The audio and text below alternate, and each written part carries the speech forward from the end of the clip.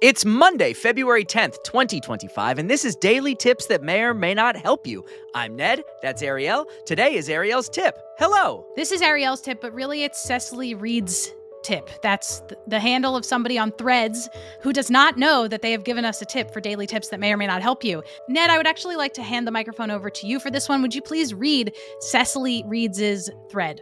Yes, this thread reads, if you live in any of the 5 boroughs of New York City, you can get all 3 library cards: New York Public Library, Queens Public Library, and Brooklyn Public Library. All you need is your New York State ID. I have them all and use them frequently with Libby, which you may remember from other recent tips about your library and ebooks. And with that, go check out some of the New York City public libraries if you're here, and if you're not, try a public library in your city or town. We're very pro Libby here. We'll see you all tomorrow. Oh boy. I hope that records that. Me too.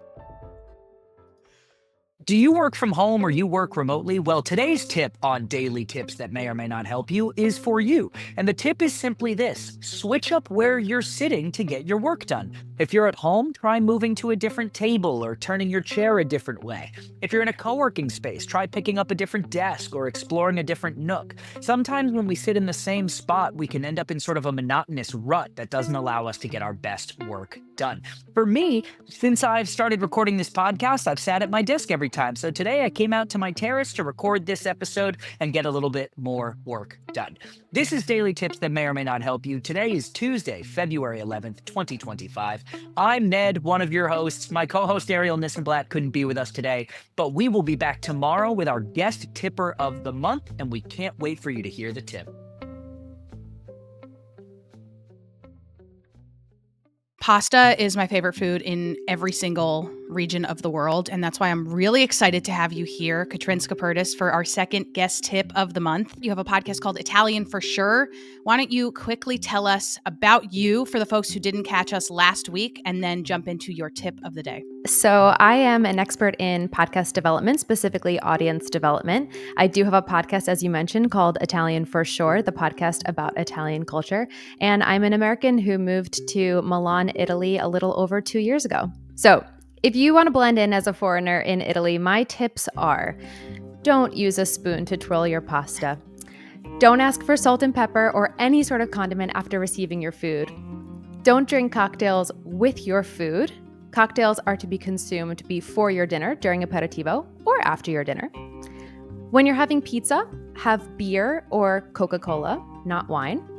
Don't carry a huge reusable water bottle around. Despite the fact that water in Italy is pretty accessible, you can walk around and see fountains of drinking water to consume. Carrying a huge reusable water bottle is not part of the culture here. And unfortunately, don't pet a stranger's dog. It's something I really like to do in America, go up to an owner and say, hey, can I pet your dog? And hopefully they say yes. And then I bend down and pet the cute dog. It's not really part of the culture here. So if you want to blend in, don't do that. The list goes on and on. It's obviously a different culture and a different country. And there are even more differences among the north of Italy and the south of Italy. But all these cultural differences, I go into detail with actual real Italians that can explain it better than me, so that you can go to Italy and feel comfortable, blend in, all on my podcast, Italian for Sure. Our resident Italy expert for the month of February, our guest tipper of the month, that's Catrin Skaperdas on February 12th, 2025.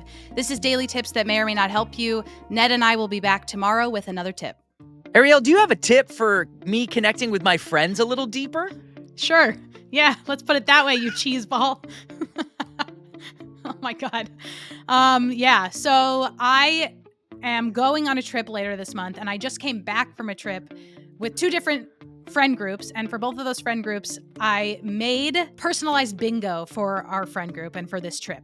What I've done is, for the first friend group, we have known each other for 25 years, something like that. So lots of inside jokes on there, but then also lots of funny vacation things, lots of beach things. It's designed to give us fun activities to do throughout the day, in addition to all the fun activities that we will be doing throughout the day. But now we can check it off on a box, and then there can be a winner, and then you can do prizes. So bingo for your friends. I'm a huge fan of this tip. My wife and I actually did this when we got married. We got married during COVID times, and we met pretty close to COVID times, which meant that a lot of our people never met. Our families, our friends from all sides.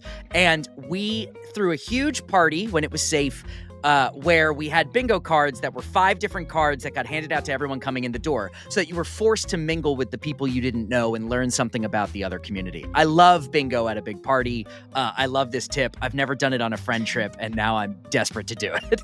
Well, Ned, in order for you to do that with a friend group, you have to have friends. Oh, how dare you? How dare you on this Thursday, February 13th, 2025. Arielle Nissenblatt, I am your co-host, Ned Donovan, and we'll be back tomorrow, which is Friday, with another tip.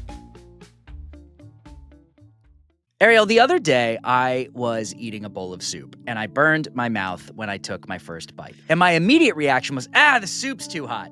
And then my wife said something very profound, which was, no, the soup is perfectly fine now. You left the spoon in the soup when it was too hot.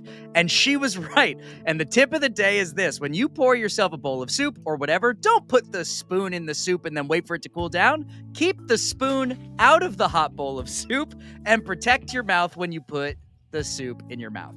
That is the tip of the day. Don't put the spoon in the soup. It will get overly hot. And even when the soup has cooled down a little, the spoon is still horrifyingly hot. It retains the heat. So this is a tip, first of all, to improve your eating experience, but also, second tip, Jenny is always right. Jenny is always right. Shout out to Jenny. Yeah, shout out to Jenny. Have a happy weekend, everybody. We'll be back on Monday with another tip that may or may not help you. That's Ned. I'm Arielle. Go watch or listen to our podcast. We have so many episodes for you to check out, so many tips that may or may not improve your life. Over 300 now.